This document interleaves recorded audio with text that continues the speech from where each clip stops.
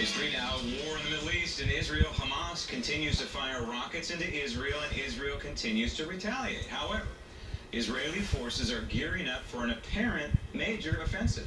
Israel dropped leaflets on about 100,000 residents in Gaza. The notices are warning civilians to leave. However, Hamas told its people to stay. Now, the 9-day-old conflict has left at least 213 Palestinians dead, but only one Israeli has been killed, thanks in part to the Iron Dome. Israel's Iron Dome defense system has emerged as a game changer in the current round of violence between Israel and Hamas militants in the Gaza Strip. 7 missile batteries are deployed across the country, which, coupled with a high-tech warning system, have created a highly effective defense capability. The system shoots down more than 90% of the rockets fired from the Gaza Strip into Israel. Iron Dome quickly recognizes the trajectory of incoming rockets and calculates whether they are headed for major population centers. Designer Danny Gold says the protective system also buys more time for Israel to plan its response to rocket attacks. The system gives the high political echelon or army echelon time to think. Hamas is rejecting any ceasefire, that is, unless its demands are met, including releasing Palestinian prisoners. But what's behind this recent flare-up in violence? Joining me now, investigative journalist and Daily Ledger contributor Kimberly Dvorak. Kimberly, hi. If the United States had a stove and it was called the Middle East, it would have about 12 pots on it, either simmering or boiling over, and certainly Israel right now is boiling over. So the question is, at what point does the United States try and put a lid on one of these?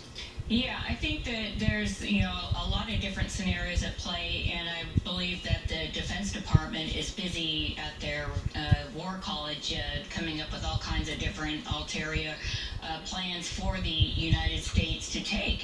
We certainly do not know which of these lids will blow first, and we have not been informed by the State Department or Defense as to what road this country will take on behalf of other nations. The Obama administration has been extremely cool to Israel over the last 6 years. Some people would even accuse them of being anti-Semitic. But in this case, it seems as though the Obama administration has been pretty vocal about supporting Israel in the attacks from Hamas. Well, I think when you look at the totality of it, I think they're our staunchest ally in the Middle East, so it's going to be natural. And I think also that President Obama, after about 6 years here in power, he has a lot more to answer for, and I think that he's kind of checked out of the Foreign Policy Department for the time being, and he's just allowing the people around him to make statements. And of course, there are much more reserved statements coming out of the White House now.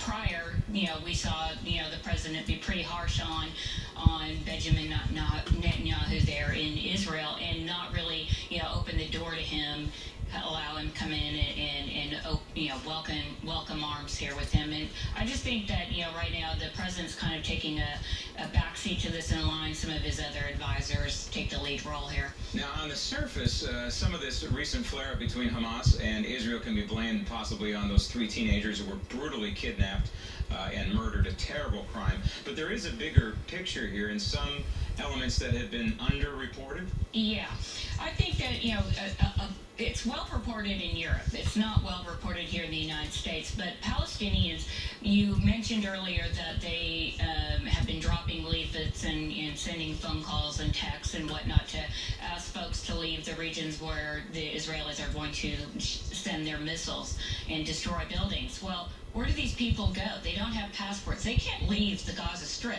There's no place for them to go. So where are you asking them to go exactly? Because they're not heading over to Israel because they opened up a high school gymnasium for them to go over while the bombing's going on. You look at the fact that the Israelis control all the power, all the water in Gaza Strip, which they turn off, and they also control all the taxes. So those are kind of underreported things, as well as the fact that that the Gaza Strip is sitting on a bunch of energy, and it's been recently published that they are sitting on a lot of gas in the form of liquid as well as natural gas, and it would be something that we're talking trillions of square feet in the natural gas sector that would give Israel energy for 100 plus years. So Israel does not want the Palestinians to get a statehood, because if they got a statehood, they would control those resources. Of course, their argument is that the Palestinians would be arming and actually giving more money to Hamas, which is a terrorist organization. That's also true. And it's also reported that Russia has said that they would like to come in and help the Gazans and the Palestinians exploit that energy. So it's interesting to see how Russia is kind of, making itself a player. And then one final piece to this is Qatar. Qatar this week announced that they're spending $11 billion with the United States to purchase, military helicopters, as well as some of the technology that the Israelis use with the Iron Dome. Now, of course, they've signed off on a contract saying they can't help out other parties here, i.e. like the Palestinians here. But what's going to stop the Qatars if they all decide that, we're going to be done with the United States and now we've got this technology, we're going to let everybody have it? That would make it easier for Israel to be attacked. You used the word exploit just now. And speaking of exploit, you have to wonder what Iran is doing in this whole situation. We know for a fact that Iran is helping supply Hamas with these rockets that are being fired into Israel every day. So where does Iran fit in all this? Are they just enjoying this, buying more time so they can develop their nuclear bomb? Yeah, certainly that aspect's true. And the fact that they are not supplying as much rocket fuel as one might think. They've really slowed down on Hamas because they've been caught up in the Syrian and Iraq trying to defend against ISIS. Of course, they've had to put their hands in other pots, to use your example here, as well. So they're not supplying Hamas, and it seems that they've had a bit of a cooling in relations between the two. So Hamas is kind of really sitting in the middle of all this, and they're losing support. But it doesn't seem that the Palestinian people are at a point where they're trying to ask for new elections, because as we know, Hamas was actually elected to run the Gaza Strip. Yeah, and you have to wonder when Israel is going to lose its patience, not only with Hamas but with Iran, and possibly get proactive there. Well, I think that just one final point that I'd like to make here is that you've got all of these different Muslim groups all over. We're friends with Jordan. We're friends with Turkey. The United States, in essence, is friends with all parties. We certainly have, to some degree, helped arm and train some of the ISIS members as well. So when you look at this, let's take a look at it by thinking, in a locker room setting. You see your two best friends, and they're just fighting each other.